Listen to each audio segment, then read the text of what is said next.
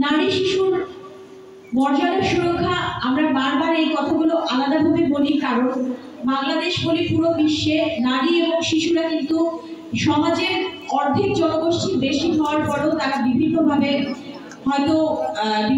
অত্যাচার বঞ্চনার শিকার হন। আমরা আজকে শপথ নিতে পারি যে কালীগঞ্জ উপজেলায় কোনো নারী নির্যাতনের ঘটনা ঘটবে না, বাল্যবিবাহ ঘটবে না, ইভটিজিং ঘটবে না, কোনো শিশুর ওপর কোনো নির্যাতন ঘটবে না। আমরা যেহেতু এখানে সকলেই রয়েছি, আমরা সকলেই শপথের মাধ্যমে আমরা একাত্মতা ঘোষণা করলাম।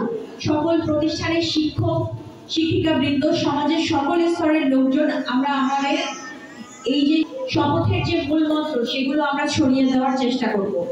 রয়েছে সাম্যের মানবিক দর্শন। সাম্য বলতে আসলে বলা হয়ে থাকে যার যতটুকু প্রয়োজন। সাম্য বলতে কিন্তু সমান নয়। সাম্য হচ্ছে যে লোকটার প্রয়োজন, যে লোকটি অন্ধ তাকে পথ পার করে দেয়া, যে লোকটি